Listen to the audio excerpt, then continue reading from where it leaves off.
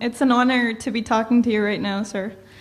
My name is Sindhus, and I'm currently a student, and I study with lots of non-Muslims. And I'm faced many times with the question, if there's a God, why are there bad things in this world? I love that question.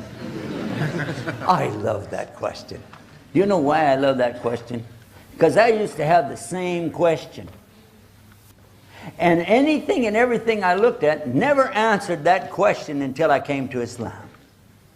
That for me is one of the clearest proofs. If you really want to use your brain and think about what's going on around you and think about religion and a belief pattern or system, really you need to look at Islam. You really need to look at it because it's the only one that gives you the answer.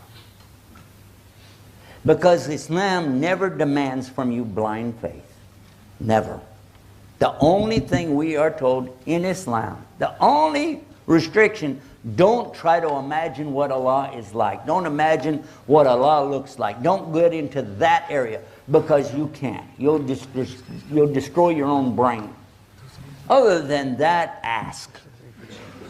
And on our website, watch out, here comes a commercial. On our website, islamnewsroom.com, we have that article featured more times maybe than almost anything else. If there's a God, why all of this chaos in the world? And that's our subject today, isn't it? All this chaos in the world. Tornadoes, earthquakes. We have an earthquake page on that same website. All about earthquakes. It updates every few minutes. You can see where the earthquakes are right now. And they have increased in intensity, just like Prophet Muhammad ﷺ said they would. Tremendous number of earthquakes today. Several hundred earthquakes have happened since I've been giving you this speech right now. Go there and check it out. Along with that, pestilence, violence, wars, occupations. And I'm not talking about jobs. And family abuse. Serious problems. We even talked about a few of them, didn't we? Serious stuff. So if there's a God, why is all that stuff happening?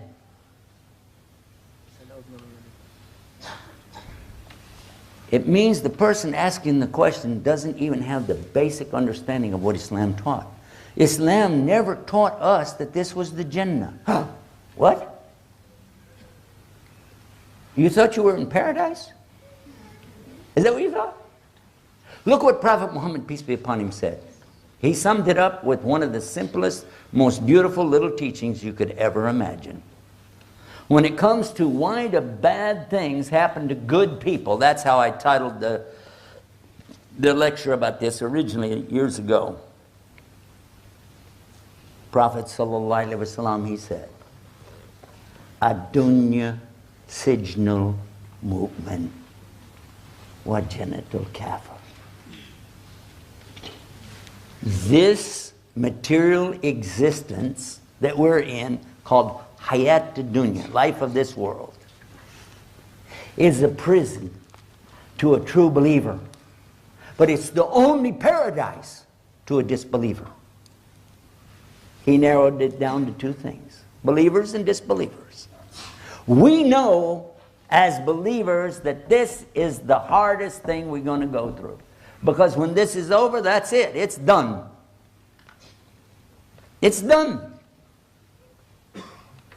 You're not going to be put in any more tests. But you start seeing the results of the tests. You know how that goes. But for the disbeliever, this is their paradise. And that's why they want so desperately to build the big things here. And the fancy cars, the beautiful homes, the best of clothes. You know what I'm saying? You know, strut your stuff, baby. Okay. This is what they're looking for. But our Prophet ﷺ, he told us, and this is another hadith, to clarify it even more. Because some of the companions were concerned about the same thing that you're concerned about with your question. He said two people will be brought on the Day of Judgment. One of them, he had everything he asked for in this life. Even to the extent when he was dying, he wanted a feast set before him, and he got it. The other person, he didn't get anything he asked for.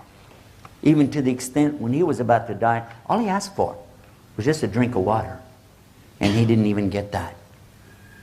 Now on the day of judgment, the one who had everything, he would be pushed into the hellfire.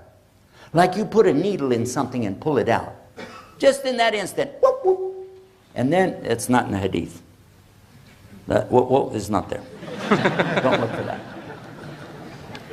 He would be asked, in your whole life, remember he had everything. In your whole life, did you ever see any good? He'd say, well, in my whole life, I never saw anything good. It wiped it all out. The other man that had nothing, suffered in this life, would be put into paradise. Like you put a pin in something and pull it out. And then he would be asked, in your whole life, did you ever see anything bad? He would say, well, why? In my whole life, I never saw anything bad. No hardships.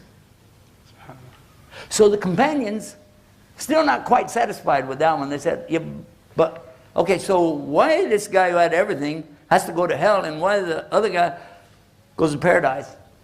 Oh. And Prophet ﷺ made it real clear. Nobody's perfect. Well, yeah, duh. I'm one of those not perfect guys. He said that nobody is perfectly good, and nobody's perfectly bad. The man who had everything in this life, actually he was a very bad person. Allah hated him. So we don't have that concept, by the way. God is love and He loves everything and everybody, no matter how bad they are. No, no, no, no. We know that God is the loving al-wadud and ready to love anything and everything that is good, but He's also capable of shadid al-iqab, dealing it out heavy duty, and you don't want to know about that. So this man who Allah hated, who had done so many monstrously bad things to people, yet he did some good deeds. So Allah paid him in this life for his good deeds. So he would not even smell the paradise. That he could be thrown directly right straight into hell. The other man, this gentleman, actually was very good. And Allah loved him. But he did some bad things. He made some mistakes. But because Allah doesn't want him to even smell the hellfire, not even for a nanosecond, so Allah let him have his punishment here in this dunya so that he could go straight into the paradise. Stop and think about it. Doesn't that make sense? Doesn't there really need to be a day of judgment? Because otherwise, how could any of us look at the things that are going on around us again and again and again and see how the tyrants and the aggressors and the oppressors throughout history again and again and again, not only do they win these battles and wars, but they go away with all the spoils of wars. Well, the really good people, the honest, kind, giving, generous, charity-giving people are suffering. Literally starving to death. But that's because this is a dunya. How many of you know what the word dunya really means? Raise your hand. You really know where it comes from? What's the source? Something really low. Really low in a base. Something so disgusting, right? Somebody'd go, oh man, got dunya on my shoe. Low. And that's what this universe is to Allah. How low? And again, we don't say, for Allah so loved the world. We don't have that. That's not our concept. Why do these people get these big this and big that and you see people of the West doing so and so and so. Muslims out here just, for food, trying their best, right? But look at this. Prophet ﷺ said it to his companions so they'd understand. If the universe and everything in it, hayat dunya wa ma fiha, everything in this universe was even worth a wing of a mosquito to Allah, then He would never give those bad people a sip of water to drink. Alhamdulillah Rabbil Alameen. Now we understand this is not our paradise.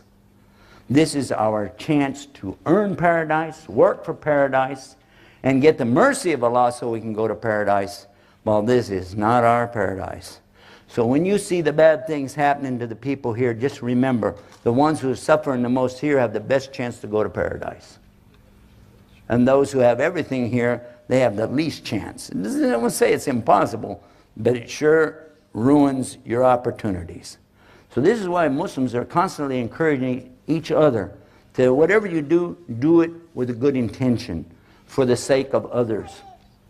Now, some people will say, oh, wow, look the way they spent their money. Last night we were down in Abu Dhabi. Have you seen the big masjid down there? That's an amazing place. And people could say, oh, wow, look, they wasted their money. How do you say that? Why would you say that? How many people go there? Even tourists go there and want to know about it. They learn about Islam. And it's a big place to worship. How many of you have been there? Were you impressed? Yes or no? You were impressed. It was something big. It's amazing. By the way, it must be pretty impressive. I didn't even say the name of it. You know which one I meant, didn't you? Huh? So see, when Muslims do something, at least they put a good intention with it. Something, hopefully, that Allah will accept. And we know we make mistakes along the way. But at least, inshaAllah, God can forgive us. Because we never made partners with Him in our worship. And what did Allah say about that? You didn't ask this question, but I'd like to throw it out there. What did Allah say about this in the Quran? Chapter 4, verse 48. This chapter called Women, An-Nisa. Here's what Allah said. He doesn't forgive people setting up partners with Him in worship, but anything else, He can forgive it. So the idea of making partners with Allah in worship, this is the worst thing in this test that we're in. Have you said, well, this is a good person. He's good to you. He's a nice guy, nice to you.